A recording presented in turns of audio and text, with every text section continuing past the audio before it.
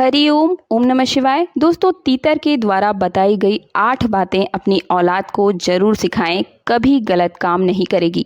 आज मैं आपको तीतर की एक ज्ञानवर्धक कहानी सुनाऊंगी जिसमें तीतर ने बड़ी ही ज्ञानवर्धक बातें बताई हैं।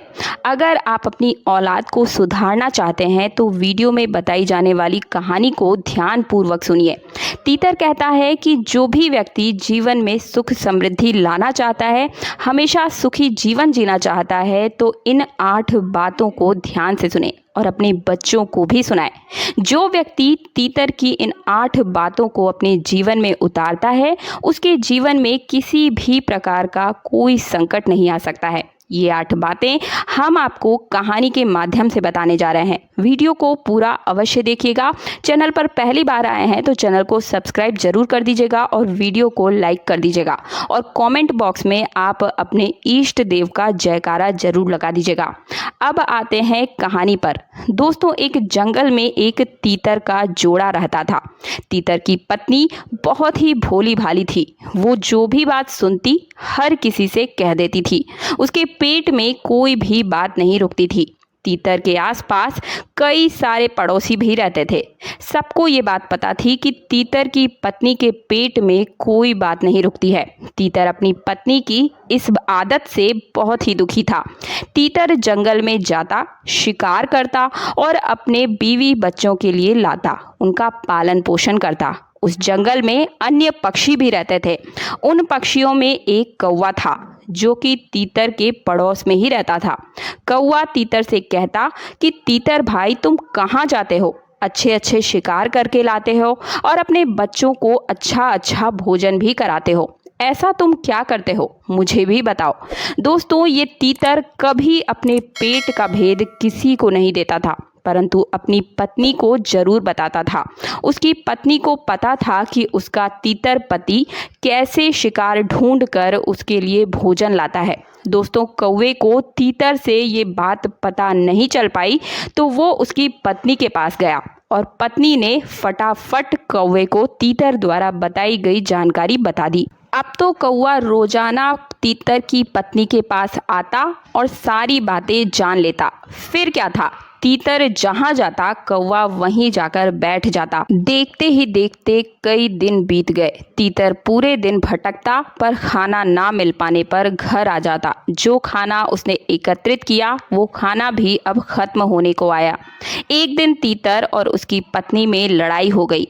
पत्नी को तीतर समझाता है तो पत्नी बोली, देखो, जब आप हमारा पेट नहीं भर सकते तो बता दो, हम यहाँ से चले जाएंगे। तीतर दुखी मन से एक मुनि की कुटिया में पहुंचा। मुनि ने तीतर को देखा। तीतर बिल्कुल शांत था।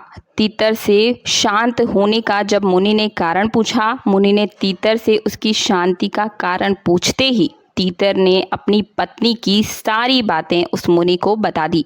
तीतर ने बताया कि मैं जब भी भोजन लाता तो शाम के समय अपनी पत्नी को सब बातें बताता। मैं सोचता मेरी पत्नी मेरी जीवन संगनी है, उससे छुपाना ठीक नहीं और अपनी पत्नी से किसी प्रकार का भेदभाव मैं नहीं करता था। पर मेरी पत्नी बहुत भोले स्वभाव की है।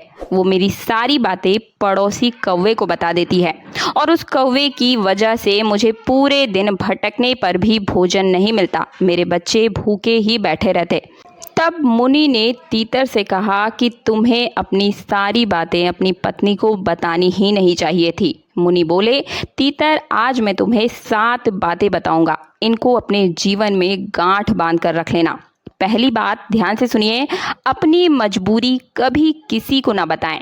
अगर आपने ऐसा किया तो व्यक्ति प्यार से सुनने के बाद तुम्हारी मजबूरी का फ़ायदा अवश्य उठाएगा, इसलिए भूल कर भी ऐसी गलती ना करें।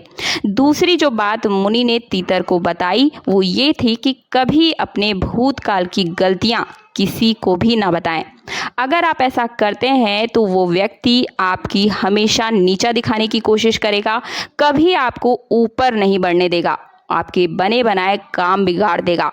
कभी अपने भविष्य को लेकर सोची हुई बातें किसी को ना बताएं, उससे व्यक्ति पहले से अपने लिए भविष्य की रणनीति बना लेगा और आपको हमेशा असफल होने का खतरा बना रहेगा। इसलिए भविष्य की रणनीति किसी को ना बताएं। तीसरी बात मुनि ने ये बताई कि कभी अपने घर की बातें जो पति पत्नी के बीच बात होती है, पिता पुत्र के बीच होती है या बच्चों के साथ कोई भी बात आप करते हैं तो किसी दूसरे व्यक्ति को ना बताएं। ऐसा करने से आप समाज में कभी ऊंचा नहीं बोल पाएंगे। चौथी बात मुनि तीतर को बताते हैं कि आपको कभी अपनी कमाई का जरिया किसी को भी नहीं बताना चाहिए। आप कहाँ से कमाई कर रहे हैं, क्या काम करते हैं, किसी को भी ना बताएं। पांचवी बात मुनि कहते हैं कि कभी किसी को ताकत और कमजोरी नहीं बतानी चाहिए। किसी को भी ये बातें ना बताएं, कितना भी घनिष्ठ मित्र क्यों ना हो, फिर भी ऐसा ना करें। कमजोरी बताएंगे तो वो फायदा उठाएगा और ताकत बताएंगे तो उसका वो तोड़ निकालेगा। छठी बात ध्यान से सुनिए, कभी किसी को अपनी मित्रता और शत्रुता के बारे में ना बताएं। क्या पता वो आपकी मित्रता को खत्म कर दे और क्या पता वो आपके शत्रु के साथ मिल जाए। सातवीं बात, सबसे जरूरी बात, ध्यान से सुनिएगा, मुनि महाराज ने तीतर को बताई थी, आप भी ध्यान से गांठ बांध लीजिए। मुनि महाराज ने तीतर से कहा कि तीतर भाई मेरी ये बात गौर से सुने, कभी किसी को अपना दिया हुआ दान ना बताएं। दाएं हाथ का दान बाएं हाथ को पता नहीं चले और अगर आप बाएं हाथ से दान करते हैं तो दाएं हाथ को पता ना चले। अगर आप अपने बड़ाई में या डींगे हाँकने के लिए ये बातें किसी को बता देते हैं तो आपका दिया हुआ दान व्यर्थ चला जाता है और उसका आपको कोई फ़ायदा प्राप्त नहीं हो पाता है। तो ये 7 बातें मुनि ने तीतर को बताई। तीतर ने इन बातों पर गौर किया और धीरे धीरे उसने अपने पत्नी को ये बातें बताना बंद कर दिया। तीतर का जीवन फिर से पहले जैसा हो गया और वो सुखमय अपना जीवन बिताने लगा। कहानी के माध्यम से बताई गई जानकारी आप भी अपने जीवन में उतारें और अपने जीवन को सुखमय बनाएं। हमेशा अपनी बातों को गुप्त रखें, हर किसी को हर बात ना बताएं और इन बातों को अपने मन में गांठ बांध दीजिए ताकि आप भी हमेशा तरक्की करें, कोई भी आपकी मार्ग में बाधा या अड़चन पैदा ना कर पाए। वीडियो पसंद आया तो वीडियो को लाइक करने के साथ चैनल को सब्सक्राइब कर दीजिएगा और पास वाले बेल आइकन को जरूर प्रेस कीजिएगा और इस वीडियो को ज़्यादा से ज़्यादा अपने व्हाट्सएप ग्रुप और फेसबुक में भी शेयर कीजिएगा ताकि हर किसी की आप मदद कर सकें, उसके जीवन को आगे बढ़ाने में सहयोग दे सकें और पुण्य की प्राप्ति कर सकें। मिलती हूँ अगले वीडियो में। हरि ओम, ओम नमः शिवाय।